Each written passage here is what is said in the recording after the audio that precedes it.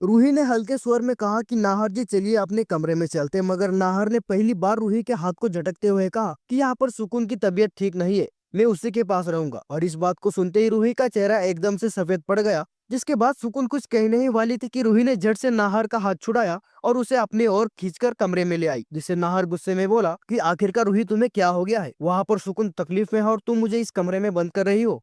इसके बाद रूही कांपती हुए आवाज में कहती है कि नाहर जी मैं आपकी पत्नी हूँ और आप होगी उस सुकून का हाथ पकड़ रहे हो। लेकिन नाहर की आंखों में कुछ अजीब था। उसने ठंडे स्वर में कहा कि सुकून की फिक्र मत रोको, मेरे बीच तुम मत आया करो रूही। जिसके बाद रात गहरी हुई और नाहर सो गया, लेकिन रूही करवटें बदलती रही। उसके मन में सिर्फ एक ही सवाल चल रहा था कि मैंने उस सुकून को देखा है अचानक गायब होते हुए, जहाँ पर सुकून कोई इंसान नहीं बल्कि वो कोई जादुई आत्मा है। और वही दूसरी तरफ सुबह पूजा के समय रूही ने नाहर के कानों में गंगा जल छिड़का और उसके बाद वही हुआ जिसका डर था। जैसे ही पानी सुकून के हाथ पर गिरा, उसकी त्वचा एकदम से जल उठी, जिससे सुकून ने तुरंत अपना हाथ छुपा लिया। लेकिन रूही की आंखों ने सब कुछ पढ़ लिया था। पहली बार शक यकीन में बदल गया था कि सुकून इंसान नहीं बल्कि एक आत्मा है। और उधर अपने कमरे में अकेली सुकून अपने जलते हुए हाथ को देखकर बोलने लगती है कि ये रूही बार बार मेरे रास्ते में आ रही है, अब तो इसे हटाना ही पड़ेगा। जिसके बाद वो घुलती धुंध की तरह कमरे से निकल गई। कुछ देर बाद रूही वहां पर पहुंची, लेकिन कमरा खाली था, जिससे हवा में ठंडक पूरी तरह से फैल गई थी। इससे हवा में ठंडक पूरी तरह से घुली हुई थी। तभी पीछे से दादी पुकारती है कि रूही नीचे आओ, जिससे रूही की धड़कनें भारी होने लगती है। उसे महसूस होता है कि अब यह घर नहीं बल्कि एक जंग का मैदान बनने वाला है, जहाँ पर इन सारी चीजों के बारे में आप सभी को क्या लगता है, आप अपनी कीमती राय कमेंट बॉक्स में, जिससे आप सभी को इस बारे में क्या लगता है, आप अपनी राय हमें कमेंट बॉक्स में जरूर बताइए।